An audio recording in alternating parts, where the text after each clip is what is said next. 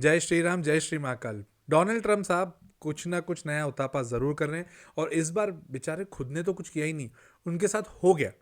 वहाँ की supreme court ने किस तरह से क्या बातें करी है उनके ऊपर एक डिटेल विश्लेषण आपके सामने है। और तो और मार्केट को हम आगे किस तरह से देखें और क्या सोचा जाए, किस तरह से मार्केट और चलेगा, इन सब के ऊपर डिटेल वीडियो आपके सामने है। बट ये ध्यान रखिएगा, एक बाइंग सेलिंग रिकमेंडेशन नहीं है। इसको रिकमेंडेशन के हिसाब से मत देखिए, इसको प्योरली एजुकेशन पर्पज़ के हिसाब से देखिए और समझिए कि किस तरह से हम ऐसे मार्केट को एनालाइज करते हैं और यहाँ पर क्या बाइंग अपॉर्चुनिटी निकल सकती है या नहीं, वो भी लॉन्ग टर्म के लिए। और अगर आप मेरा एक्सक्लूसिव कंटेंट देखना चाहते हैं तो इस वीडियो के नीचे ज्वाइन का बटन है, ज्वाइन दबा दीजिए। और अगर मेरा कोर्स करना चाहते हैं जिसमें हम फंडामेंटल, टेक्निकल एनालिसिस दोनों करते हैं, साथ ही साथ जियो पॉलिटिक्स के ऊपर एक डिटेल एनालिसिस करते हैं, तो अगर वो करना चाहते हो तो स्क्रीन पर मेरा नंबर है, उस पर कॉल करिए, रजिस्टर करा लीजिए। बैच अभी रिसेंटली चालू हुआ है तो आप उसका बैकअप भी ले सकते हैं। एग्जैक्टली क्या हुआ है, ये कहानी अभी की नहीं है, ये कहानी एक्चुअली चल काफ़ी टाइम से रही है। कुछ समय पहले एक खबर आई थी कि डोनाल्ड ट्रंप ने पूरे वर्ल्ड में टैरिफ्स लगाए। चालू किया चाइना से, फिर ऐसे धीरे धीरे धीरे धीरे धीरे सब कंट्रीज पे कनेक्ट किया, फिर जाके इंडिया पर भी कनेक्ट किया। अब हो क्या रहा है, इसको पूरी ध्यान से पूरी कहानी को समझना। सबसे मेन इंपॉर्टेंट पॉइंट है अमेरिका का डेट। अमेरिका के पास अनाप शनाप डेट हो गया है और वो डेट का रीपेमेंट, डेट का मतलब लोन, लोन का रीपेमेंट करने के लिए डोनाल्ड ट्रंप साहब को या अमेरिकन इकोनॉमी को चाहिए पैसा। पैसे आने के तीन तरीके। पहला तरीका, लोगों से टैरिफ्स वसूलो, टैक्सेस वसूलो, दूसरी कंट्री से टैक्सेस वसूलो तो वो उनके पास पैसा बने तो वो लोन का रीपेमेंट करें। दूसरा, वेपन्स बेचो, दो तीन कंट्री में वॉर कराओ और फिर जितना भी कंट्री को वेपन्स चाहिए उनको सप्लाई करते जाओ, उनसे पैसे लेते जाओ। और तीसरा तरीका, डॉलर छापो। अब डॉलर छापेंगे तो ऑटोमेटिकली इनके पास पैसा बनते जाएगा और वो पैसे बना के लोन का रीपेमेंट कर देंगे। जब टैरिफ्स लगाना चालू किया डोनाल्ड ट्रंप साहब ने, तो उससे हुआ क्या, इसको ध्यान से समझना। उससे हुआ ये कि टैरिफ वॉर हर जगह चल गया, रेसिप्रोकल टैरिफ्स लग गए। मतलब मैंने तुम पे टैरिफ लगाया, उसने भी मेरे पे टैरिफ लगा दिया।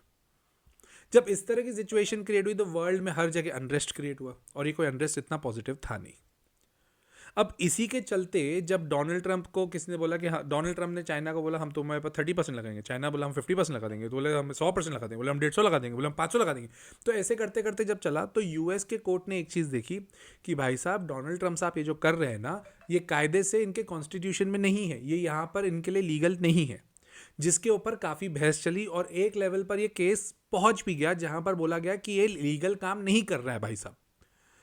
बट उससे हुआ ये, कुछ ना कुछ करके डेट एक्सटेंड करके आगे बढ़ बढ़ के कोर्ट्स की बातें कर करके वो चीज़ आगे बढ़ती गई और डोनाल्ड ट्रंप जितने टैरिफ्स लगाना चाहते थे उतने उन्होंने लगा दिए। अब ये कोर्ट में केस चल रहा था। कोर्ट में केस चलते चलते सुप्रीम कोर्ट ने फाइनली जाके बोल दिया कि ये जो तुम 1977 का एक एक्ट को यूज़ कर रहे हो ना, जहाँ पर ये emergency power of the president है, जहाँ पर इमरजेंसी पावर के थ्रू वो अलग अलग जगह टैक्सेस लगा सकते हैं, उसमें ये लिखा ही नहीं है कि तुम एक्स्ट्रा टैरिफ्स लगा सकते हो। तो अब ये तो लगा लिए और तुमने गलत लगा दिए, तो अब डोनाल्ड ट्रंप की गवर्नमेंट को ये पूरा का पूरा रीपेमेंट करना पड़ेगा जिन जिन से भी इन्होंने टैरिफ्स वसूले। तो हुआ ये है कि सुप्रीम कोर्ट ने कहा है कि भाई साहब ये जो तुमने टैरिफ्स लगाए हैं वो गलत लगाए हैं। अब क्योंकि तुमने सुप्रीम कोर्ट ने कहा कि ये टैरिफ गलत लगाए हैं, तो डोनाल्ड ट्रंप को पता नहीं होगा कि ये सब होने वाला है। प्रेसिडेंट है उस कंट्री का, उसको पता नहीं होगा। वो भाई साहब को पहले से ही पता था कि कुछ ना कुछ हो सकता है दोनों तरफ। उसने पहले ही, ये 3 महीने पहले ही एक न्यूज आपने देखी होगी कि उसने पहले ही एक लॉ प्रस्ताव में डाल दिया है कि भाई हम एक ऐसा लॉ बना रहे हैं जहां पर प्रेसिडेंट के पास पावर होगा कि वो अनाप शनाप जितना भी टैरिफ लगाना चाहता है लगा सकता है। तो अगर वो लॉ इन्होंने पारित कर दिया तो ये जो सुप्रीम कोर्ट का भी डिसीजन है किसी के काम का ही नहीं रहेगा। भाई अमेरिकन गवर्नमेंट के हिसाब से देखोगे, अमेरिकन सिटीजन के हिसाब से देखोगे तो उनको टैरिफ लगाना पड़ेंगे, वरना अमेरिकन इकोनॉमी की हालत टाइट होगी। तो उस एंगल से देखा जाए तो वो गलत नहीं कर रहा, उसके सिटीजन के देखा जाए तो वो गलत नहीं कर रहा है। बट पॉइंट ये है कि वर्ल्ड में अनरेस्ट क्रिएट हो रहा है, लोगों के मार्केट्स गिर रहे हैं, हर जगह शेयर्स गिर रहे हैं, तो लोगों को पेन ज्यादा हो रहा है कि डोनाल्ड ट्रंप कर क्या रहा है। अब ये पूरी सिचुएशन के बाद में डोनाल्ड ट्रंप ने इसका जवाब देते हुए, सुप्रीम कोर्ट का ये जो डिसीजन है ना उसको जवाब देते हुए कहा है कि बॉस, जिन लोगों ने, जो भी जस्टिस ने इसका बोला है कि ये हमने गलत किया है, वो फूल्स हैं, वो लैपडॉग्स हैं। भाई वो गालियां मुंह पे वक्त देता है यार, और दे भी दी।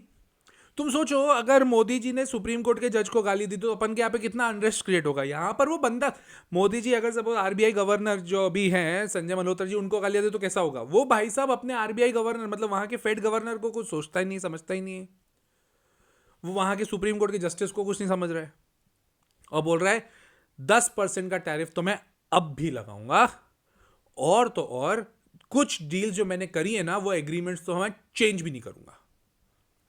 ये भाई साहब ने और स्ट्रॉन्ग स्टेटमेंट दे दिया। तो अब सुप्रीम कोर्ट जो हर देश की सबसे बड़ी कोर्ट मानी जाती है, उसके अगेंस्ट अगर अपना प्रेसिडेंट जा रहा है तो ऑटोमेटिकली अनरेस्ट तो क्रिएट होगा ना।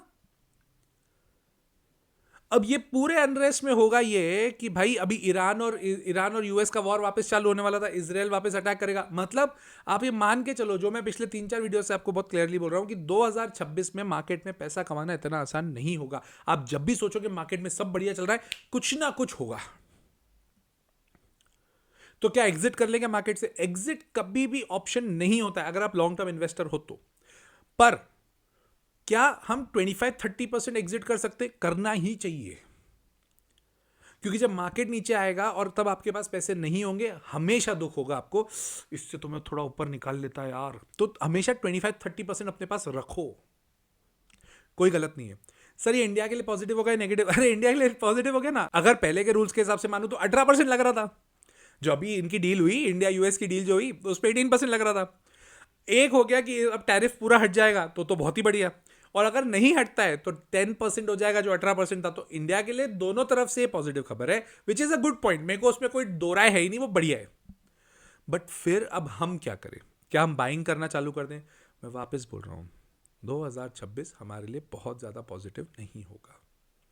हाँ, आपको बाइंग करनी है, लॉन्ग टर्म इन्वेस्टमेंट करके रखनी है, तो आपको कुछ सेक्टर्स के ऊपर ध्यान देना चाहिए। सेमीकंडक्टर्स के ऊपर फोकस करो।